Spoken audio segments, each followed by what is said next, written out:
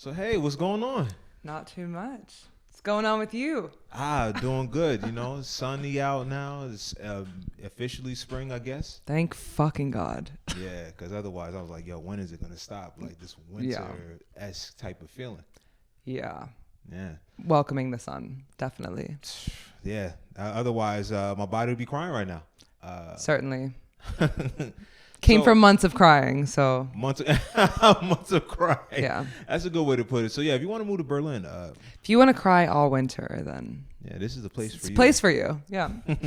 All right, so if people don't know, Carly, you do a lot of things. You do DJing, you're health and wellness coach, okay, and also you cook good ass food as well. Thank you. But that's like a small synopsis of what you do. If you could tell the people, what you're about and what you do. Yeah. So I am a DJ, a chef, and an integrative nutrition health coach. So these are my three kind of like professions. But if we want to talk about hobbies and interests, that goes down a whole other path. But we can just leave it at these three for now. Okay. Yeah. To keep it simple. All right. So yeah, let's get into the integrative health stuff. Sure. What's the exact position again? Like it's Integrative nutrition health coach. Wow. Okay. That's some real deep shit right It's there. a mouthful. Yeah. Yeah. How'd you get into that?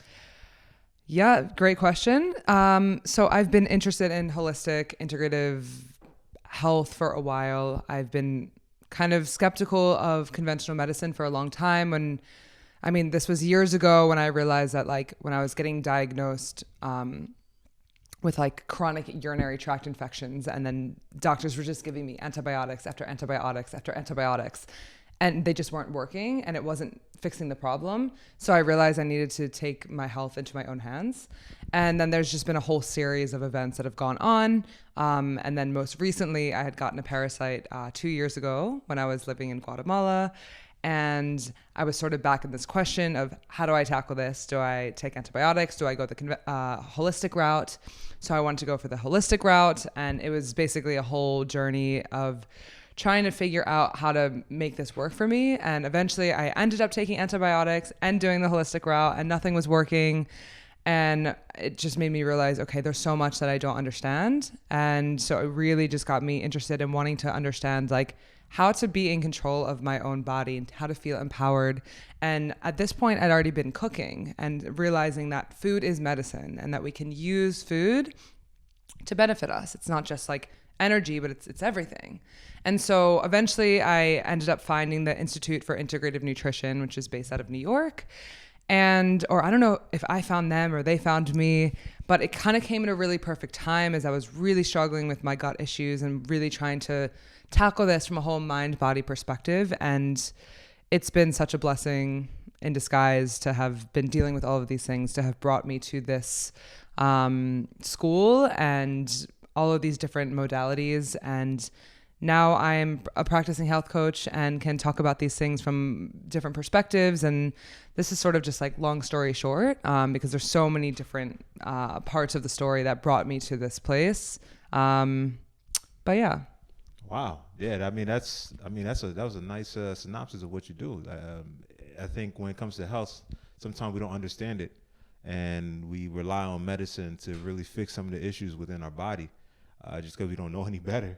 Yeah. And I feel like we're just not taught to feel empowered in our bodies. We're taught to rely on doctors. We're taught to rely on the pharmaceutical industry. And often we're not taught about what's going on. Like most people didn't take anatomy courses. I certainly didn't. I didn't either. Yeah. And like, oh, we have a pain. Oh, we're just going to take a painkiller and it's going to go away. Which, yeah, but like we're not getting to the root of the problem. Why are you having headaches every day? Why are you having sleep issues? Why are you having gut issues? Is it because of what you're eating? Maybe. Is it because of what's happening in your life? Probably. Probably a combination of both. And so this approach kind of looks at the whole person and not just the symptoms. Okay, nice. So to kind of take a step back, you say you got a parasite in Guatemala. Mm-hmm. There's a lot of parasites in the world. Yes. What was this parasite that you got? So this was an amoeba. It's called E. histolytica. That sounds not nice. Yeah, it was not my favorite experience. Yeah, what does this parasite do? I mean, is it leech onto you? Does it stays in your stomach? Or? It's a good question. I'm not sure I could speak about it in the most scientific way, but it's like living in your gut and then basically like disrupting the whole ecosystem in there. And so this manifested as like nausea, constipation, but then also diarrhea. It was just kind of everything. It was like just unpleasant. It was clear that something was going on. Yeah. Yeah. Oh man, I don't know why, but just the idea of an amoeba just is gross to me, you know? That's fair. Yeah, because it's like there's a cartoon I used to watch and it had like an amoeba. So that's the only thing I have of a visual of amoeba. It's like a That's fair. It's just like this like amorphous like it just grabs everything. It has like one eye or some. I honestly don't know. It'd be a good opportunity to learn more. But actually it was really interesting because when I started learning about the specific parasite and what was going on, all the different types of parasites that there are, and learning more about the microbiome and microorganisms and realizing it's like we actually are living with microorganisms all the time, and it's just when they're out of balance that's the issue. And so clearly my body was out of balance, but like we love microorganisms. We want them. Yeah, that's a good. Which is why we want kombucha. Oh yeah, Can bring it back to kombucha. Yeah, kombucha. I know you make good kombucha, right? You know, the best in Berlin, the best kombucha, and Not the best in Berlin. well, yeah, I mean, hey, you know, each to their own. But for me, from what I saw, it looks good. It is good. Yeah, And it's good for the microbiome. Yeah. You know, I will eventually. Probiotics. Woo. Yeah, I'm probiotic. You know, not against biotics. Only amoebas apparently. Yeah, amoebas. I'm not gonna lie. Amoebas just look kind of, you know. It's fair. Yeah. Yeah. Wow. Okay. So parasite. That was the first little wake up call, I guess, to you know how your body and your relationship to it. Also, you said like gut issues as well. Would you say like I know like what's the one that you eat bread and celiac or something? I forgot the name of the gut. The one that most people have that they can't eat like gluten. Like celiac disease? Yeah. Yeah. Okay. Do you have that? Or? No, thank God. Oh, okay. Good. Yeah. So you eat Yeah. If you had that if you had that here in Berlin, It'd be hard. It would remove like about 30% of the experience here. Yeah, that'd be really hard, especially because it's also like soy sauce and all of these things also often have gluten. So people who have celiac, it's a struggle. Yeah. Oh, right. Yeah. So, yeah, you gotta get like the weird tamari sauce. Tamari, yeah. Yeah. Which is fine actually, but yeah. Okay, so then all right, so you didn't have that, but you had just other gut issues. Yeah, and I've learned that for me, it was actually as much as I wanted to find some quick fix. It's this imbalance or it's this supplement. Really, it's stress. Stress. Stress was my stress was what has been causing me gut issues. This whole mind body connection, and so basically like the stress was my stomach, my gut was communicating with my brain. And this is a whole other like nerdy rabbit hole that we can go into. Let's do it if you want. But I'm into this shit. But yeah, there's this the brain and the gut are connected through the vagus nerve, and they're constantly communicating. And often they say that the gut is the second brain, and like serotonin and a lot of these like mood hormones. I'm probably saying the wrong terminology because now I'm like nervous and I'm like, what's the right scientific terms? You're in your zone. Don't worry. You know, they'll get it. But basically, yeah, these are all produced in the gut actually. And so we think that, we're anxious, so that's all in our mind. But actually, there's a two-way communication between the mind and the gut. So we don't often know if it's originating in the gut or the brain because they're constantly communicating. And so often when you have like butterflies in your stomach, that's a physical manifestation of anxiety that's happening in your stomach. Wow. Or like, sometimes when you're really nervous, you want to like throw up. This is literally your body physically reacting to what's going on in your mind. So this is something that I think a lot of people can relate to. But then something like chronic bloating or gas or heartburn or all of these other symptoms that are just sort of throwaway symptoms that we're just dealing with in everyday life, when they're chronic, they're often trying to tell you something. And that was what my body was trying to tell me. So yes, I had this parasite, but the parasite was gone. The antibiotics killed it, the cleanses killed it, whatever, it killed it. Why am I still having gut issues? You know what? I like the point you made about like the butterflies in your stomach, or when you feel nauseous or the anxiety. Like everyone has felt that. Most people have, right? Yeah. And that is a mind. You feel. You're thinking it. Something's on your mind. Is in your stomach. So that makes sense. I guess in terms of like having that constant awareness of that connection is something I find maybe difficult to. It's a good point. It can be extremely challenging to know. Like, it's, in one sense, it's extremely empowering to understand this to a greater degree, but then it's like, fuck, I'm super bloated today. Shit. Oh, right. That makes sense. I've been stressed all week. I didn't sleep well. So it's like I'm understanding the implications of my lifestyle and my decisions and my thought patterns.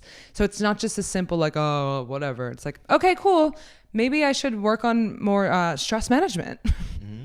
So what is your process in terms of like, identifying what's affecting that connection, like the mind and the gut? Because it could be so many things, as you said, like sleeping, stress, something on my mind. Maybe it's amoeba. Maybe there's there's so many things. Like, what is your protocol or your framework in like kind of figuring out what's affecting your stomach and or mind? It's a really good question. And unfortunately, something I wish that I wasn't maybe the case. And I've been searching for this sort of simple thing that I could focus on. Oh, if it's just this, then it'll fix this. But really, it's this very, very layered, complex, multifaceted, like web where you can't necessarily untangle it immediately and be like, oh, it's this thing that's causing me this. Sometimes our body is often also reacting slower than our brain. So things might just be a more delayed response. And we can't always 100% know it's this, or it's this, or it's this specifically. But it's really looking at the whole picture and realizing that every single thing in our life, every single thing in our mind, our body, our soul, if you want to go to that dimension, it is all connected. And so really trying to keep everything in balance as much as possible is the goal. And some days it's going to be better than others. Some months it's going to be better than others. And we also have to accept that too, that sometimes we're not always going to be in our most optimal state, but always trying to achieve this sort of equilibrium and this balance is kind of all we can do. Wow. Yeah, I think that's probably the annoying thing about like this optimization of health or wellness, that there's always going to be ebbs and flows, right? The journey never ends. Yeah, that's what's whack sometimes, because maybe there's a lot of things out there on the internet that tells you like, okay, here's the top 3 ways to do this, or here's the 10 things to do this in order to get this result. Yeah. And there's just a reality that you can't get it all. It's Yeah. a balance. Some shit gonna be tipped to one side and the other. Okay, so there's not really a way, I guess, to know. There's not really like a foolproof step in like figuring that out, the mind body connection. Yeah, right? I mean, I think for some people it's simpler than others. Like my specific body type and my specific body, I'm still in the process of healing, and I'm starting to see and feel the connection between all of these things. But I've started to look at the fact that when I learn more about this and I look at my brain, I look at my thought patterns and behavior patterns, it's like I could be eating all the right things, I could be doing all the right things, but when I really, really look at it, it's like, no, I'm not fully in balance all the time. And that would make sense why my body is not fully in balance all the time. I'm not sleeping as well as I could. I'm not doing this as well as I could. And like, maybe some people have better balance right now, or they're more in balance, and therefore their health is maybe better at this time in their lives. And that is amazing. That is what I would want for everybody. But I think also too, like, we're always evolving and our bodies are always evolving, and we need to learn how to evolve with it and take care of it as it's changing and ebbing and flowing. Yeah, that's a good statement right there. And like learning how to just deal with the ebbs and flows, because it's a lot. It's a lot. Yeah, it's a whole lot. Like, I mean, the foods, and you got like GM. I don't know if GMOs is a thing here in Europe. Is. It is? Okay, all right. That's actually good to know that, I thought that was an American thing. No, unfortunately, we have fucked up agriculture everywhere. Okay. All right. So that's a whole other topic, which... Yeah, we probably get there. I mean, 'cause, there's been talks. I'll put something on social media about like the food in Europe, and people are like, "Oh no, all the food in Europe is better than United States." It is better though. Okay, it is. Yeah, I mean, The US just allows for the most insane chemicals and ingredients in the foods that even like El Salvador, which we look at in the US as being this like super developing country, like, oh, they don't have their shit together. But it's like they outlaw the things that the US is just like, oh yeah, put it in the food, put it in the food. Keeps it shelf stable. It's convenient, you know? Yeah. I mean, that's the. It is difficult to kind of come to grasp with that, like that other countries, they just have better food quality than America, and dealing with all that. Wow. So, okay, this journey that you've been through so far with like, connecting with your mind, your gut, your wellness and everything. Did that start, cause you're originally from the States, United States. Did that start over there or did it start when you moved here to Europe? Yeah. I mean, I've been on this journey for, I guess, quite a while. When I first started looking more into like more natural supplements and things, this was, I guess, back in 2018. So I was living in New York then. And this was when I was having these chronic UTIs, urinary tract infections, and all the antibiotics and other things. And I had discovered this supplement, I guess you could say, called D-mannose. And this, for all women or anyone who gets urinary tract infections, we're normally in the States and most places, they say, you have a UTI, you have to take antibiotics. That's the only way. I haven't taken antibiotics since I discovered D-mannose in 2018. Really? Yeah. Wow. And what does D-mannose? So it's like this sugar extract. So a lot of people know, like, drink cranberry juice, so it's the exact sugar extract in cranberries that actually attaches to the the bladder and like the uterus. Fuck. Yeah. Look, I'm not here to check you because I don't know. I don't have. It's like I know the knowledge, but my brain is like, yeah. And then the words are not coming out. Yeah, but I mean, I don't know if you can make. I don't know what hand signals. No, I mean. But it like basically, it cleanses the bladder. Okay, cleanses the bladder. Yeah. Okay. Wow. Oh well, yeah, like cranberry juice. Yeah. But it doesn't have the sugar. So it's just a higher concentration of the sugar extract, and this specific D-mannose, which is in the cranberries, is also in like I think pomegranate and blueberries and some other things, but it's just the exact sugar extract that is doing the cleansing. Wow. Yeah. Okay. Damn. So you can't go on vacation and take this shit, right? I always bring it with me. You do. Yeah. But your stomach cleansing, and then if you want to go out, then it's kind of like, oh. No. It like it doesn't do anything. It just it just helps cleanse out the urinary tract. Okay. But it's not like you don't feel like you're not having any crazy like purging or cleansing. It's just helping make sure everything stays balanced, and like any bacteria that might kind of get in there, it helps kind of clear it out. Oh, okay. Yeah. I'm glad you cleared that up, because when I hear cleanse in the health wellness space, I just think about shitting, peeing, and just like releasing a lot of stuff uncontrollably. Yeah. Okay, I'm glad you said that. That you have shaped my paradigm of what could be more articulate in how I talk about it, but no, you one did great. step at a time. You did great. I exposed myself and not knowing what cleansing is, and you're like, actually, it's not. So many types of cleansing. Yeah. All right, you got juice. You can cleanse the air with Palo Santo, you know. That's true. Yeah, that's some real shit. I didn't believe that until like I did it, and I was like, oh, my nostrils, There we go. Are resetted now. Okay, perfect. Okay, so I think it's important too that you mentioned this. Before living in Berlin, you're living in New York, Brooklyn specifically. Yep. Right. Actually, not too far from you living in you live in Bushwick, right? Bushwick and then Bed-Stuy. Okay, Bushwick and then Bed-Stuy. Yeah. All right, so we were neighbors. Yeah, same place. And New York is a very tense place, very stressful place. Yeah. I mean, people getting pushed onto the tracks, there's random crazy people. So your body just always kind of like hunched over and like, ugh. Yes.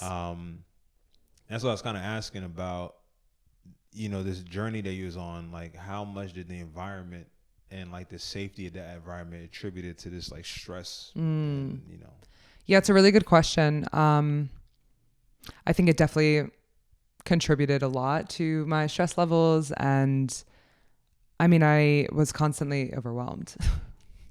I think that's just also me. I live with a lot of overwhelm, but I think living in such a high stimulus environment such as New York, it was a lot for my nervous system, and I didn't quite realize what was going on.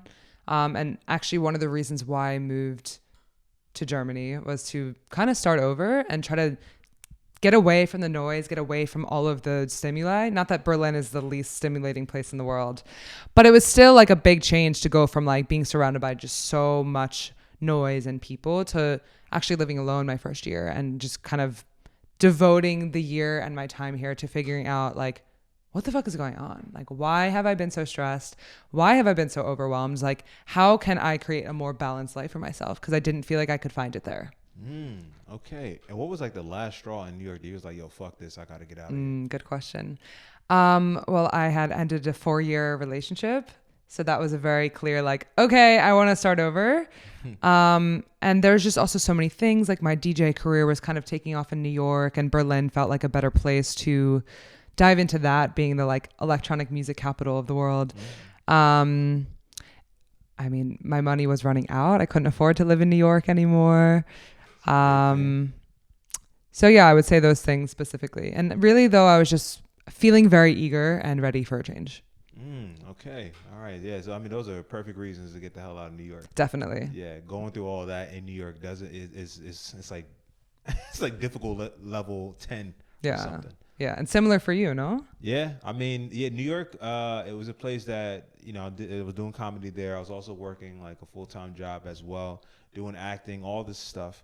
And, you know, things were going good. It's just that when I came to Europe, I didn't know there's another life, to be honest. Yeah. I didn't know people can live something different than the life I was living. Yeah. And I was like, wow, people are free here? Yeah. People can just create art in a way that's, you know, that's supported. Yeah. It was like mind blowing. Yeah. Like people like, hey, I like your stuff. I like to see more. Where can I find you? And here, by the way, here's money. And you're like, wow. Yeah. This is okay.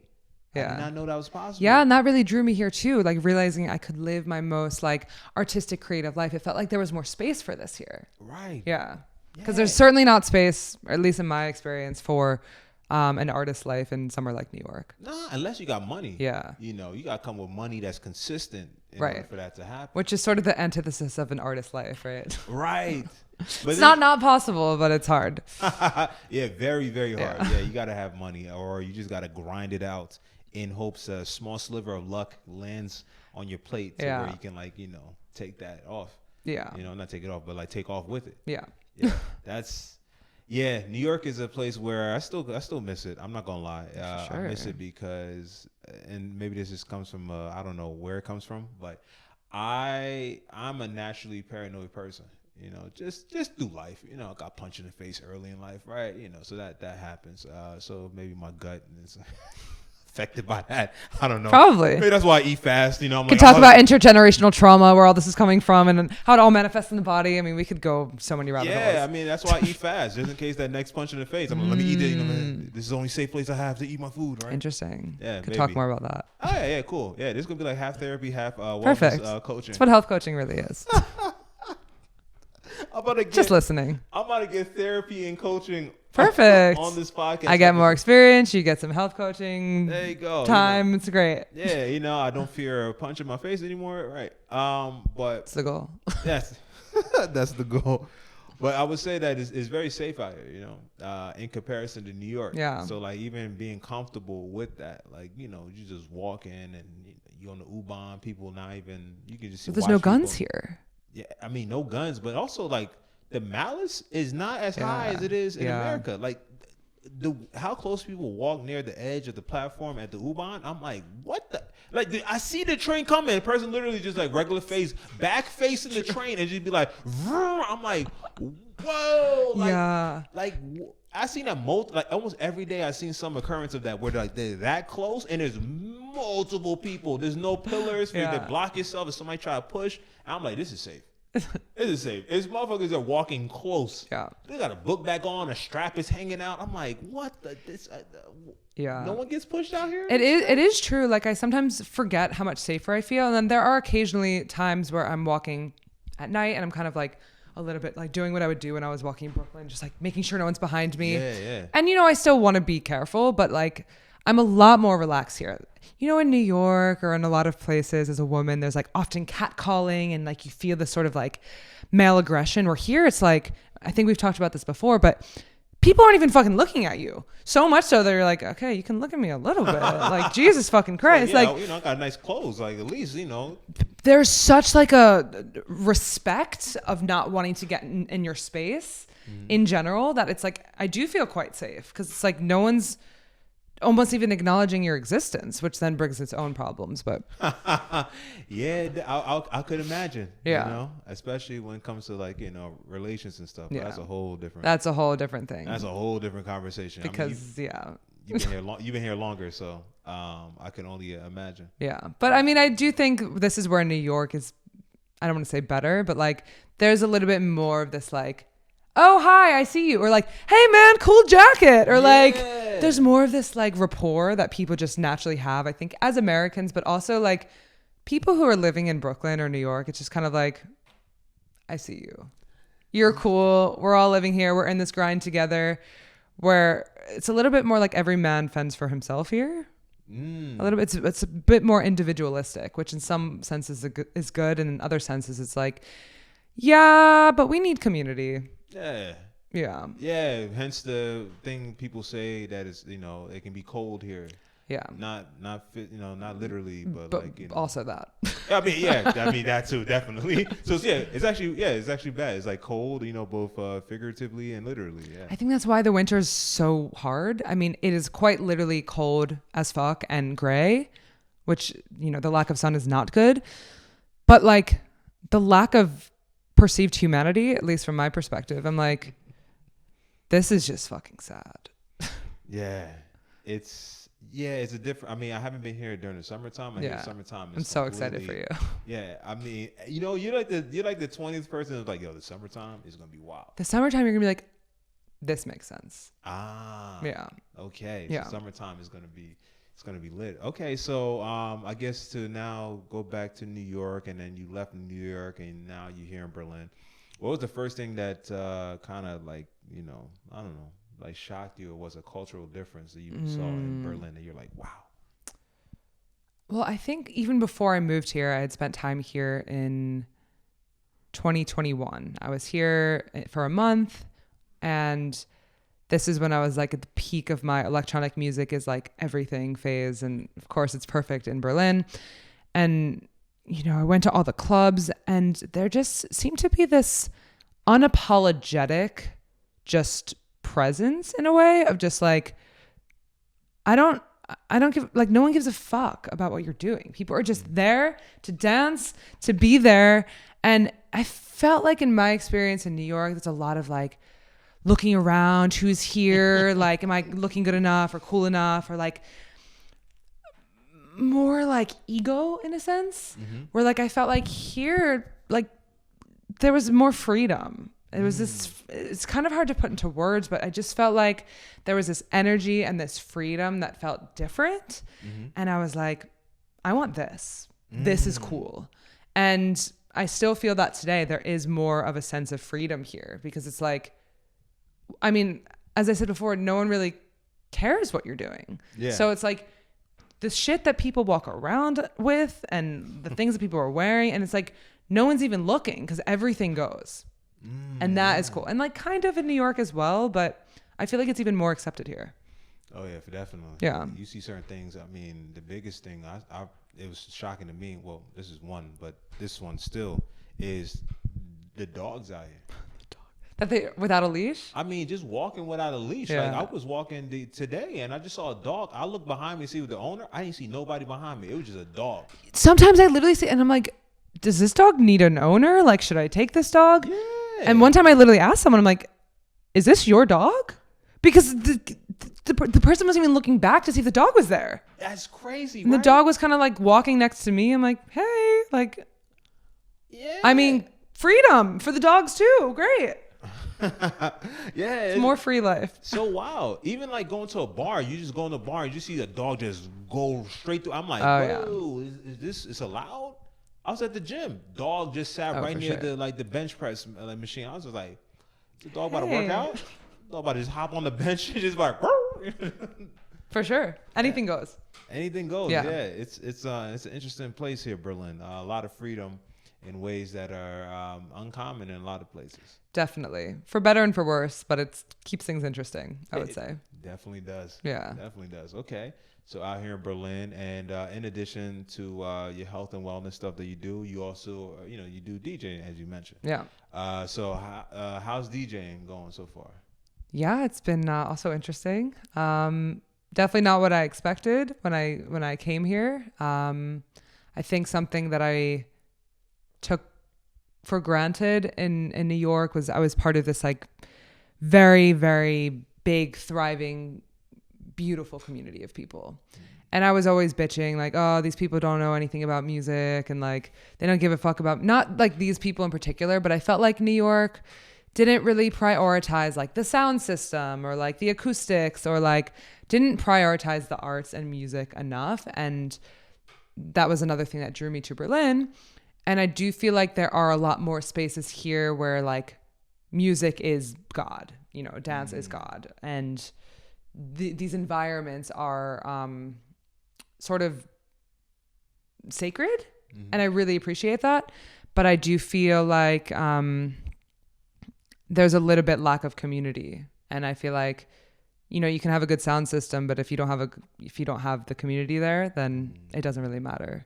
So that's the one thing that's a little bit disappointing. But I mean, I think that there's more talented musicians and artists in Berlin than anywhere in the world. And it's being connected to such talented people and around so much just creativity is really special. Nice. Wow. Yeah. That's interesting. I guess sometimes with travel, it makes you realize what was missing or was there. Yeah. And like, really what's the reality of things. Yeah. Once you get outside the box. Yeah. There's a lot. I mean, I don't know. I could talk about this shit forever because I feel like there's so many things that I've just been trying to unpack and see the differences in and like what is not better or worse, but what I feel like I had more abundance of and what I have like less of now and vice versa. And I think with the electronic music scene in particular, like I have had so many experiences in my life. And so without kind of like the people that I had those experiences with in New York, it does feel a bit like I long for some of these experiences sometimes where it's like I can go to a club and like without my people, it's just a bit, I don't feel as called to dance, And also I'm a bit more jaded now because it's like I've been in the scene for so long that it's like all the things that were amazing and sounded so cool 5 years ago. Now I'm just like heard that, been there, done that, and also my partner who's like who's an amazing music producer and like I was actually taking lessons from him. I'm so much more aware of like sound engineering and sound design and all of these things now. So it's like I can't listen to music in the same way. I can't just like be as present. I struggle to be as present and just be like, oh wow. I'm just like Wow, yeah, and then shout out to your partner Blindsmith, right? Yeah. So Blindsmith. Blindsmith, yeah, very, very dope. We went into my first techno party. For his band Pulsar Collective. Yeah. Oh, Pulsar Collective, right, Yeah. Pulsar Collective, and I'm not gonna lie to you, I can see how that could happen because they were playing it live. Yeah. Man. That shit was like, whoa, this is live. Yeah. This is crazy. Yeah. With the drums, the improv, and everything, and I think we went to another room and they were playing music. I was immediately like, shit, damn. This is this is not the same. Yeah, that's the thing. So it's like if you're exposed to like something that's really unique and special, such as Pulsar Collective, these live looping artists with like all of this musicality, and then you hear just like kind of run of the mill techno, you're kind of like, yeah, cool, but we could also have this. So then I'm just kind of more picky for the things that I feel are special.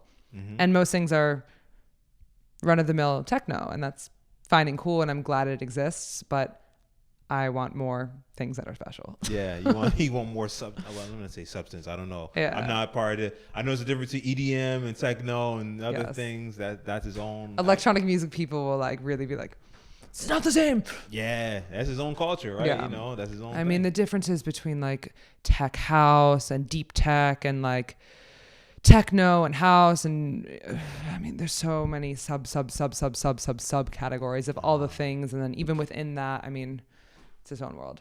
Yeah, damn. I mean, if you was to rank, like, was it let's what's the top 3 of that like genre in this whole that you like really like, you know? God, it's such a good question. It really depends on the day. Okay. Honestly, like it really can vary a lot, like depending on my mood. Yeah, today's a sunny day. Today's a sunny day. But it's still cold. You know, it seems like springtime is still a little far away. But you know, feels closer, but closer. Oh, okay. Sorry, I'm just. It's sunny, okay? Yeah, it's sunny. I can't complain a lot. I apologize, people. It is sunny. Yeah.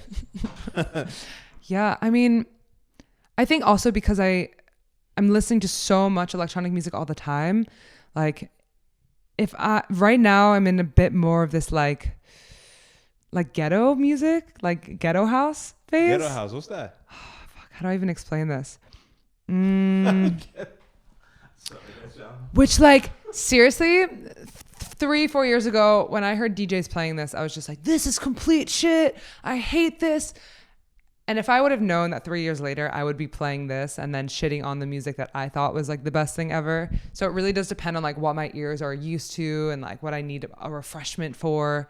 But I also like, actually, Baltimore Club. This is some like ghetto shit, and it's where I'm from. And I had no idea that this existed. Yeah. But now I'm like getting into it and I'm like, holy shit, this is so fun. Ah, interesting. Why do they call it ghetto? It's some of it's just like, there's one track, and maybe we'll delete this. Okay. Let's do it because you know, it's like Baltimore ghetto music. It's like I don't remember if this one was Chicago Footwork or Baltimore Club. There's some parallels. Chicago. But there's literally this track that goes, hit that little bitch from the back, hit that little bitch from the back, hit that little bitch from the back, hit that little bitch from the back, hit that. And it's just, that's the whole track basically. That's hilarious. Or shake it to the ground, shit. And it's just like, wow, that's popular out here in Berlin? No. Oh, okay. I'm about to say, because I'm like, you know, how. It's popular for me. Oh, okay. I mean, okay, at least, you know, that's some American type shit, I would imagine. Yeah. But like ghetto houses is like literally its own genre. Like you can look at beatport.com and like you see they're like. Wow. That's crazy to call it ghetto house though. Because, interesting. Well, that would maybe be more like footwork. But then ghetto house is like, oh God, there's so many things I could show you. Yeah. All right, cool. Yeah, I'm curious. I mean, like, you know, those type of, cause regular house music, you got Chicago, Baltimore, you know. So much shit. Yeah. Yeah. Detroit. Yeah, Detroit, right? And like, you know, the dancing even to that type of style is different. Yeah. And that doesn't, it's not really out here like that here in Berlin. I feel like techno's king here, you know, like, which is not, it's traditional techno is not always my favorite. It's a bit like mechanic. I mean, based on like, you know, Post Art Collective and what they doing. Yeah. I was like, oh, I didn't know techno could be this way. Yeah. I actually enjoyed myself. I'm not a fan of techno, really. Yeah. I mean, I'm a fan of it for making fun of it, but they actually sit there and be like, wow. So I have a question, right? You know, sometimes with these clubs or whatever that play techno, electronics, I'm assuming it's synonymous with drugs. Mm-hmm. And do you think someone can have a good time with? How can I ask this? Have you noticed a difference in between going to a place on drugs and then without drugs, or so? Such a good question. Yeah, for sure. Like. Was it like stark? Was it kind of like, oh shit, wow, I don't know. Yeah, I mean, I think it's dependent on so many factors though, because it's like you could be on all the drugs and be having the best time of your life, or you could be on all the drugs and be having the worst time of your life. So it really depends on the environment, the music, who you're with, how tired you are, how your body feels, how connected you feel to yourself, how connected you feel to the crowd, how connected you feel to the sound system, to the environment. So I think sometimes drugs can help enhance the experience, and I think sometimes drugs can take away from it.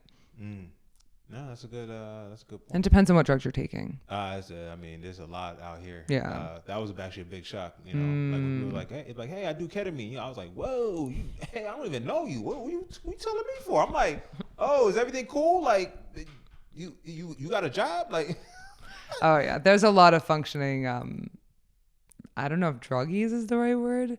I mean, but some people be doing drugs here, but oh, like for sure. the thing is that the way people say it, like flippantly, like I'm like, hey, so I was taking like a whole bunch of ketamine and I was working and this. I'm like, whoa, Oh yeah. because ketamine in America means something different. I mean, in my crew, it was also quite normalized, I have to say. Okay, Yeah. all right. So maybe it's the subsection, or maybe I just Depends didn't on know. like who you're hanging out with. Yeah, but would you say it was like that open in New York as it was In my community, yeah. It was okay. like, I think abused actually. But I also, I don't know, like it's also now being used for therapy and seeing the benefits of it for like depression, anxiety, PTSD. So I think there is a place for it, but I think it also, I mean, in my friend group in New York, it was very much like, oh, I didn't do anything, just some K. That shit is. Just some K. Yeah, okay. So this actually is good that you say this because it's in that part of New York or your friend group that was like common or whatever or not looked at as different. Because when I heard it, I was like we even Coke is like all right whatever. But like when I heard ketamine, I'm like I'm like yo whoa what you what Yeah. So okay that's interesting. I don't know because I don't do any drugs, so I'm like I drink, but but drugs I don't really do. So you don't drink, and we talked about this. Was it something you just never drank, or was it? No, I very much drank. I did the very stereotypical like American university like sorority frat life. I was definitely binge drinking. I mean, I started drinking when I was 14. Oh wow! And I was like getting drunk, going to parties. So I drank from 14 until actually by the time I got to 21, I was like, I'm over this. At 21, you stopped? I stopped. I officially stopped, I think, when I was 23. But by the time I turned 21, I was like, this is not interesting anymore. This is Really? Yeah. In America, at 21 is when you stop. Yeah. Oh, so you was going hard. I was going pretty hard, yeah. And I think also too, I never really liked it that much. It never really felt that good for me. I needed a lot of alcohol to get drunk. And then I just always kind of felt like shit. And I had like gained a lot of weight. And I just didn't feel so good in my body or my mind. And like, I mean, we can talk about like why alcohol is like so toxic, but like, yeah, we got to talk about. Oh yeah, God. I mean, yeah. But I mean, but honestly, it wasn't until I tried drugs when I lived in Europe for the first time when I was in, how old was I? 22, 23. And I was like, oh, this is a whole new world. Why the fuck am I drinking? This is a much better experience. And, that took me down its own little rabbit hole of exploration and self-discovery and consciousness exploring and all of this stuff. But yeah, I realized I'm like, oh, I could actually have a more enhanced experience from a different, drug or substance of choice. And I think also when I moved to New York, I was on a pretty tight budget, and I was like, I need to figure out like where I can cut costs. And knowing that like a standard cocktail in New York was like $15, and I had like $30 a day I could spend, I'm like, well, alcohol's got to be gone. I can't afford this. And so it was just sort of this very clear, like, I can't afford this. I don't really like it anyway. It's kind of weird socially to just not drink, but I need to make this change if I want to live here. And so that was kind of what made me eventually stop. And then I ended up finding my friend group, and alcohol wasn't a huge part of the social life in it. And so it kind of worked out. Wow. Yeah. Oh, wow. I mean, that's a good reason why to stop drinking. I mean, aside from the backstory of it, also the cost. The cost of it. Yeah, New York is expensive. Yeah. It's like crazy expensive. It's a lot. Yeah. Yeah. People don't know who lives here in Europe. Like, yeah, they're like, oh, beer. I'm like, yeah, 2-3 euros. I'm yeah. like, and it's good beer too. Yeah, like, sure. Good beer that you're like, oh, okay, this is actually this Pilsner tastes good. Yeah. $2-3. You buying beer that it tastes like somebody opened a can, pissed in it. Can you even buy a beer for $2? You can, but it tastes like straight piss. Yeah. Like, or at best you can get like maybe $5-6 beer and shot, but it's like some I don't know, Pabst Blue Ribbon with like some shot of whiskey. PBR. Yeah. With the whiskey that like as soon as you drink it just grinds everything that goes through like just your esophagus. I'm getting nauseous immediately. There you go. Yeah. It's a yeah. Too many times I've done that, and yeah. Ooh. Yeah, drinking is something that is it's a culture in itself, I would say. Definitely. Because when you do drink, it's a social thing. People connect. There's been times where I've drank so like a good bottle of like not a whole entire bottle, but like a good type of liquor with some friends, and I actually add it to like whatever we're doing. But then also knowing the damage, like it's just like it's I can't argue with it. It's a poison. But you got to pick your poison, right? Because it's like if it works as a social lubricant and you feel like it's enhancing the experience, then like cool. Is that better than maybe sitting with social anxiety that maybe you would have without the alcohol? Maybe.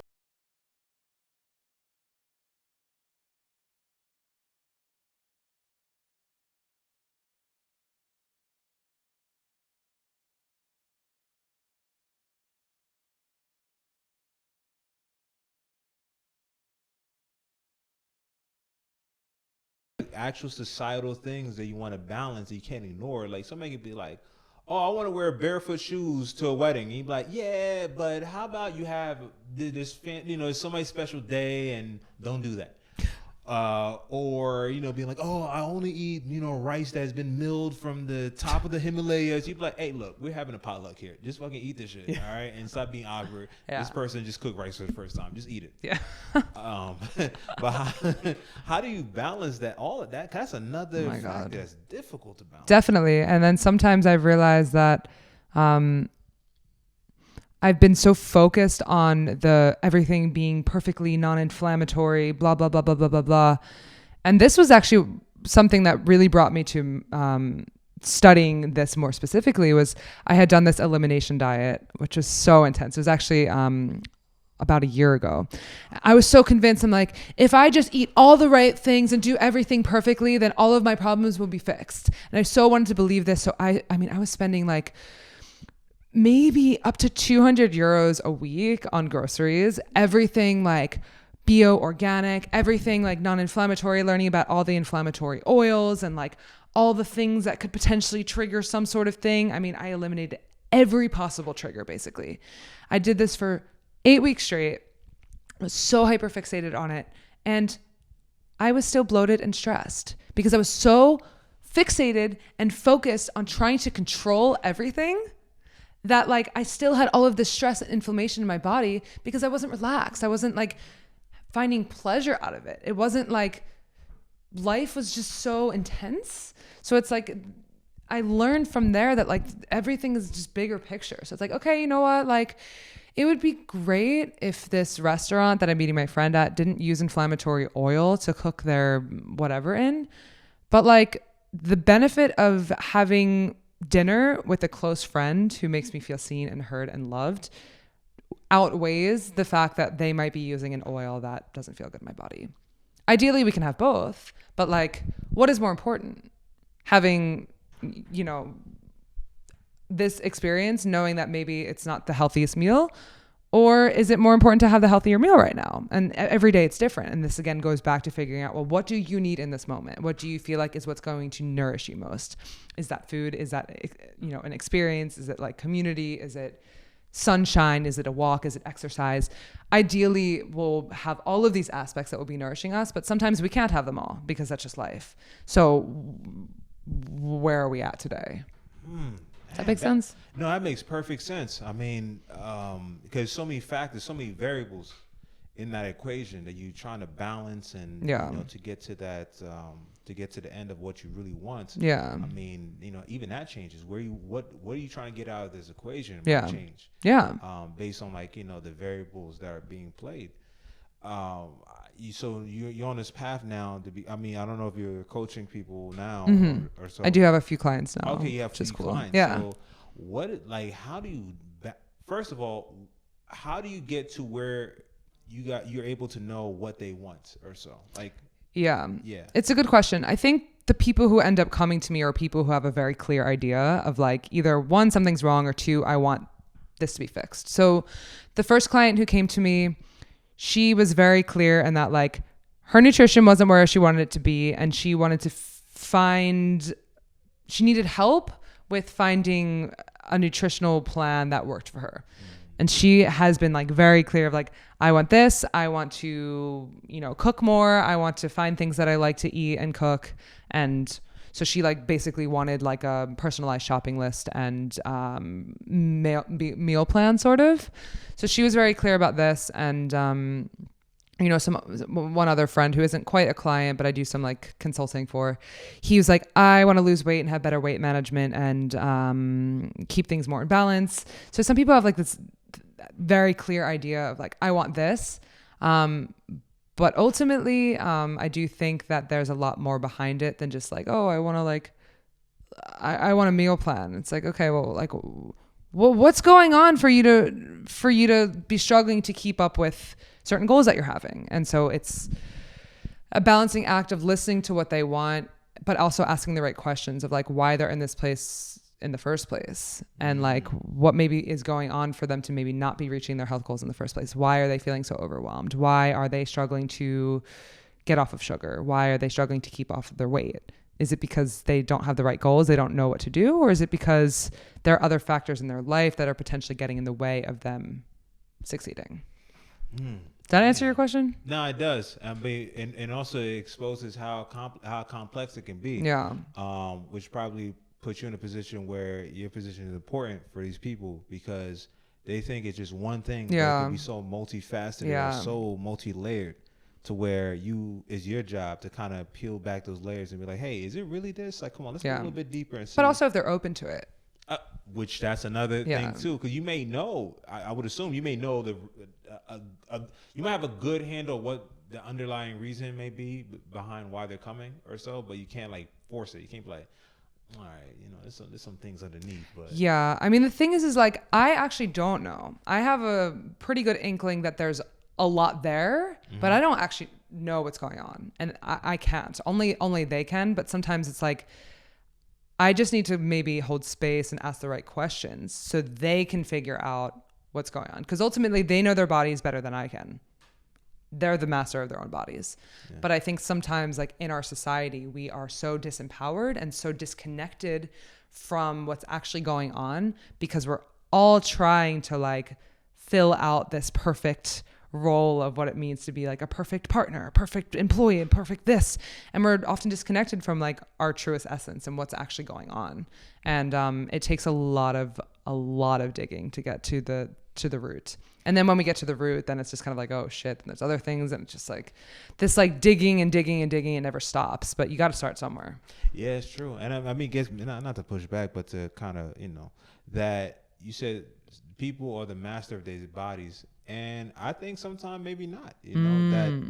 Because there's preconceived notions that like, hey, I know what's right for me, but it's not right. Like for example, like when I was younger, I used to eat sweets all the time, and long I had a 6-pack, I was good, but I ate crazy, like blood pressure through the roof. I'm like, oh, I'm good, I can run, I can lift weights, I can do pull-ups, like, I'm good, right? Like I ain't breaking out, acne clearing out, I'm good. We talking about crazy, like I didn't know what the fuck. A doctor basically I was going to checkups all the time. They're like, hey, this blood pressure, this shit is crazy, so I had to go through my own journey. I had multiple journeys, but how do you deal with that between someone kind of like knowing their body in quotes, but then at the same time knowing some symptoms, maybe like, okay, this person's like, yeah, so I had like 2 bottles of Coke and I don't know why, like my stomach hurts, and you kind of like,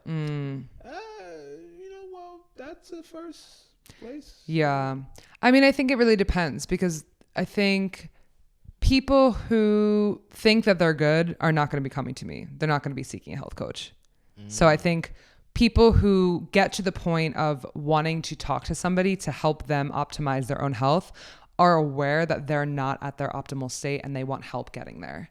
So if someone is coming in to me, they know that they need help, and they know that they don't know what to do, or that they need a bit of a push.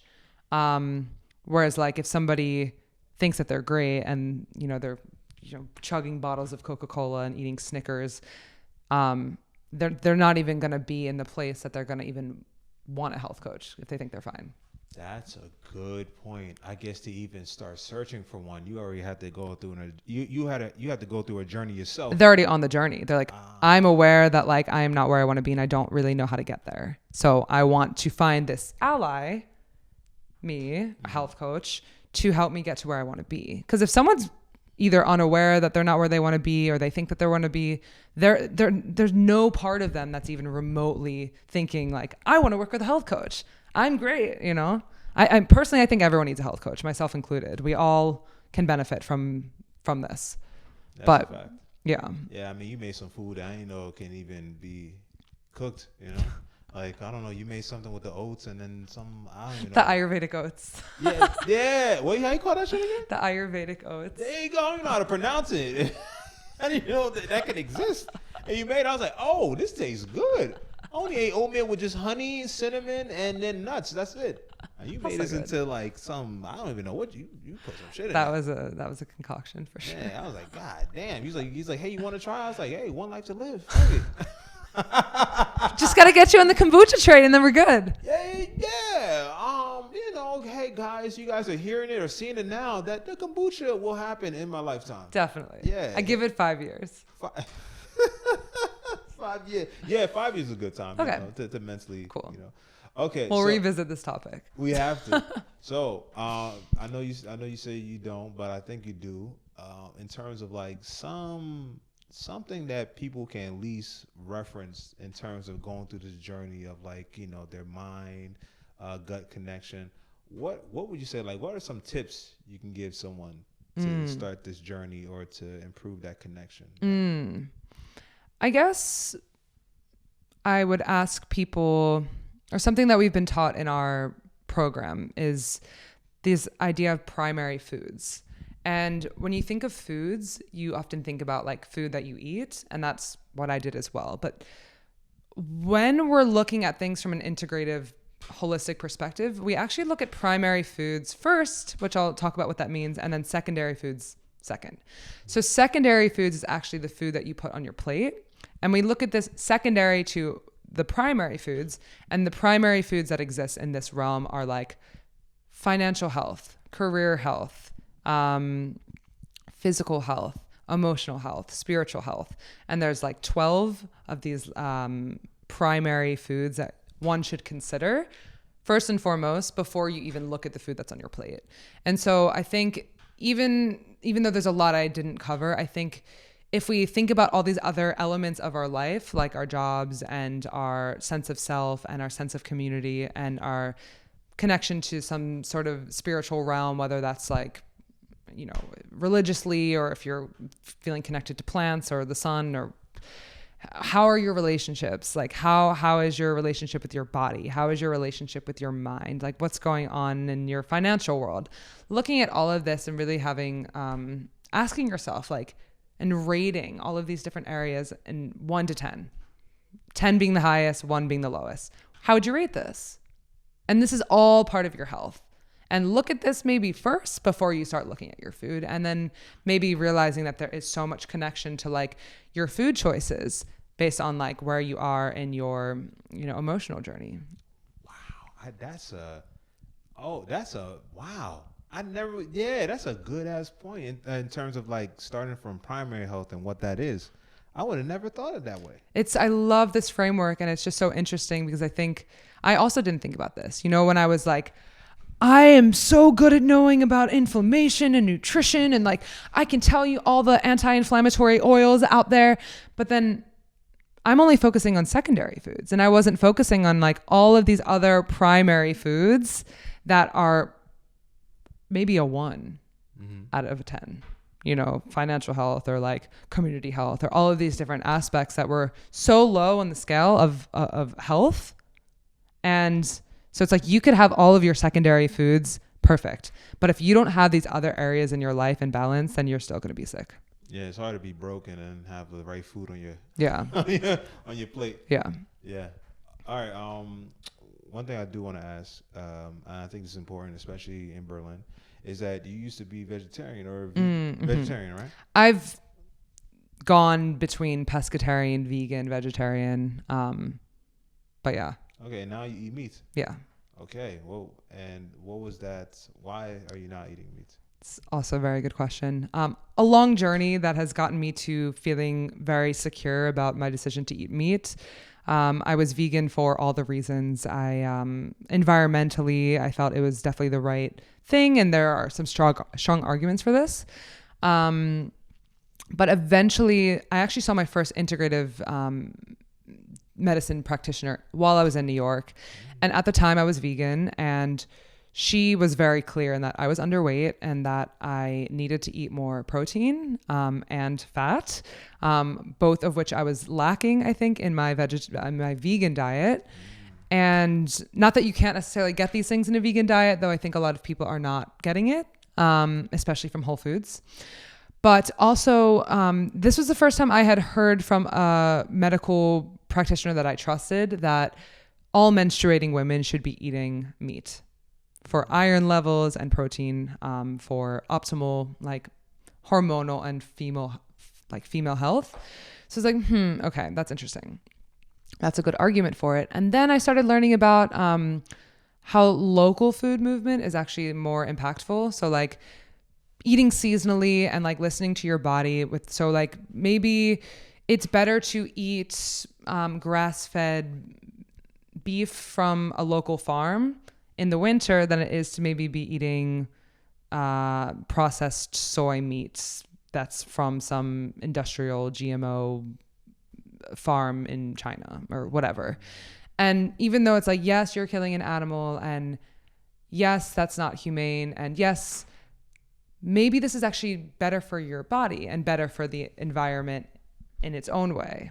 So that was another way of thinking about things. But then ultimately I decided to start eating meat when I was doing this elimination diet. And it was basically like a more intensive, more restrictive paleo keto diet. And so there was so little that I could actually eat. So I could basically only eat vegetables, meat, and fish. That was kind of it. Whoa. And I was like, all right, well, now's the chance to do it. And my other doctor here had also recommended that I eat meat. So I was like, okay, I think there's enough evidence to show that like this is maybe what's best for me. And also as I was learning more about optimal nutrition and health from my course that I've been in and just like everything I've been reading and learning, protein is important, and also the importance of animal-based fats is essential. I think.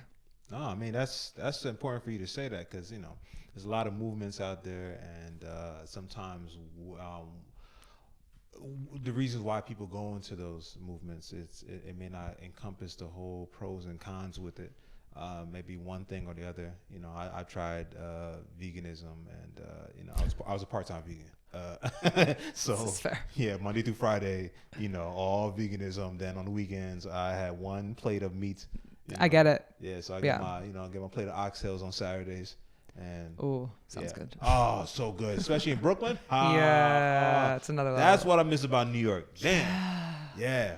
Wow. Yeah. And what's the name of this the course and the school that you go to for? Yeah, so it's called the Institute for Integrative Nutrition, and it's like the health coaching program or something. Yeah. Okay, cool. So hopefully some people can check that out. Yeah, and it's backed by Deepak Chopra for anybody in the mindfulness meditation world. So it's pretty legit. And yeah, some of the world's leading kind of experts and doctors and speakers in the health, wellness, self-development world are kind of like all guest speakers and lecturers in it. So it's really quite cool because you get so many different perspectives. You also learn that there isn't one best way to do things, but like you take what you want from it. Here's a wealth of information on a wealth of subjects in health, wellness, business, and you take what you want and you can build a thriving business and life for yourself. Wow. Yeah. That is dope. Couldn't recommend it more, truly. Yeah, I mean, clearly. I mean, look at the information you have. I felt like I learned a lot just through us talking. Okay, cool. I'm like stumbling over my words. It's like I'm still trying to organize my thoughts because I have so many ideas and information and like, but no, I think it's great where you are in your journey with doing this and you voicing this out, because then it gives us a better path on this journey, because you're as you're learning, you're giving it to us raw. It's not like through a filter of like, okay, maybe I should package this way. It's like literally from farm to table, the information you're providing. So I think it's very helpful to do that. And I've been learning a lot. Oh, cool. I'm happy that you feel like you're getting some useful information and that it's all coming out in a way that makes sense. Yeah, no, it is. Sometimes the food you eat, I just be like, oh shit, all right, like, okay, maybe I should try that. Or, now I don't eat rice that much. I eat like oatmeal more because of what you said about the rice not having that much nutritional content in comparison to oats. Okay, I don't even remember saying that, but cool. Hey, see, look at that. You see, you just dropping jewels you forgot you dropped. You're like, oh, is that mine? I'm sorry, that might be yours. That might be mine. Look at that. You just a treasure chest full of jewels, Well, cool. I'm glad you can see it from that perspective. All right. You got anything going on that anyone should know about, or? I feel like I've shared a lot. Okay. She's like, I'm exhausted. I shared a decent amount. This is good. But always have information to share, but I think all right. Well, I mean, you have social media, right? So if you want to share your social media stuff, it's Carly P. Feldman. Okay, Carly P. Feldman. And then music is I rebranded to have a more German spelling of my name, so it's Carly Karli music MUSIK. Oh, that's my Instagram handle. Check you out with the K's. Okay. Yeah. Okay. All right. Es ist ein K. Whatever she said. I don't even know if I said that right, but I don't even know what you even said. I said it's a K in German. Es ist klar. Es ist ein K. It is. It is AK. It is AK. Okay, I got a lot to learn. So do I. Don't take German lessons from me. Really? I don't know. Can you be speaking it? Ein bisschen. Yeah. Bisschen. Even that fucking word, man. You see, but you knew what you was gonna say. For me, I was gonna just be like, Takes time. Langsam. Yeah, langsam. Slow. Oh, slow. Okay, langsam. Okay, long but slow. Or we could say langweilig, which is boring. Langweilig. Close enough. Okay. Deutsch ist langweilig. Deutsch is boring. Okay. Nein, es ist interessant. Man, I don't speak German. Look at you flowing with the It's words. like these tiny little sentences. Thank you, Duolingo. Shut up. Dankeschön, Duolingo. Duolingo, this is my word of advice. Like, people hate it, but 5 minutes a day really helps. Really? Yeah. Okay, I'm going to jump back on because I stopped using it because I've heard. Honestly, I like it. Yeah? In conjunction with other things. Watching TV shows, listening, podcasts, all the things. But it really helps with vocabulary, and just the repetition of it has, I'm on streak 135 now, I think. So. Oh, every day. So 135 days you've been doing it. Mm-hmm. Wow. Yeah. No wonder why you can talk this shit well. No, this isn't from Duolingo, but it actually a little bit. Yeah. It's in with everything else. Yeah. Wow. Yeah, that, the podcast, you listen to TV as well. Mm-hmm. Shit. Damn. So that's okay. One all right. So step at a again, I'm time. learning. See, you dropping jewels that you forgot. You like, hey, look, Duolingo, Street 135, and then you pulling out German words just out of nowhere, I don't know anything, but voice need dropping those fucking jewels. That's why I'm not like making money, because I'm just like doing all these different random hobbies and all these different things, learning about inflammation. It's like, all right, maybe I should focus more on building my business. You're dropping so many jewels. People are like, wow, this jewel's valuable. And then you're like, why am I broke? It's like, yeah, your treasure chest is you dropping jewels. You're right. I need to put these jewels in a package and sell it. Yeah. Go back to my American capitalistic roots. What there am I doing? Get capitalism, profit, margins, revenue. Where's my ROI on this shit? Look at that ROI on the jewels that are being dropped. It's true.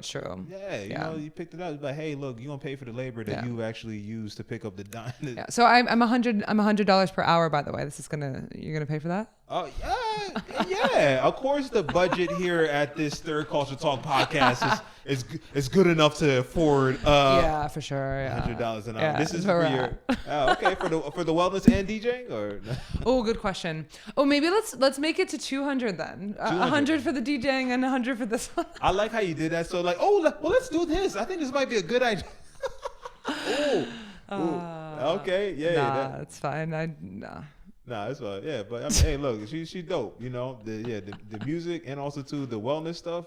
I learned a lot, definitely. We've been having a fun time living together. Yeah, definitely. Yeah. Oh yeah, she's my roommate, by the Yeah. way. Yes, roommates. So that was cool to be roommates with somebody who lived in New York as Yeah. well. Makes things helpful, and thank you for allowing me to use some of the spices in the spice rack. Of course. Otherwise, I would have been lost out here in the streets. I would have been eating just salt, pepper, and paprika. And this fucking bread, the German bread. That's all we need here, yeah. Oh yeah, I mean I stopped eating bread, but that's a whole. Oh, you different. did? Yeah, because I was eating so much. Okay. I can't keep it in the house. Yeah. No. If I do it, it's gone. Yeah. Yeah. So I'm trying to get right for the summertime. So that's why. Me too. Yeah. Bread. I'm trying to cut out the bread and the sugar and the carbs. Not fully, but more so. As it's getting warmer, I'm like wearing a tank top. I'm like, all right. Yeah, you start looking at you like, oh shit, okay. Let me Maybe just one spoon of maple syrup in my oats. It's maybe enough. Yeah, that's a tough one. Yeah. Yeah, it's very tough. Yeah. One step at a time. Langsam. Yeah, langsam. Whatever that is. Hopefully you guys got Google Translate on your phone. But Carly, this is a very good conversation. I really love what you're doing. It helps me out and hopefully helps the people out who's watching this or listening. And thank you very much for doing what you do. Thank you. Thanks for having me on here. I feel honored. Yes, no problem. Good thing we're roommates. I'm just like, hey, can you do the podcast? And he's like, I Perfect. think so. Yeah. No, it's been super fun. Thank you. And guys, thank you for listening or watching. This is your boy, Nyan Yenifin. This is Third Call to Talk podcast. You can find it anywhere on Apple Podcasts, Spotify, and all the other stuff. I'll see you guys later. Peace. There you go. Nice. That was good. Cool. That was good. Look at that.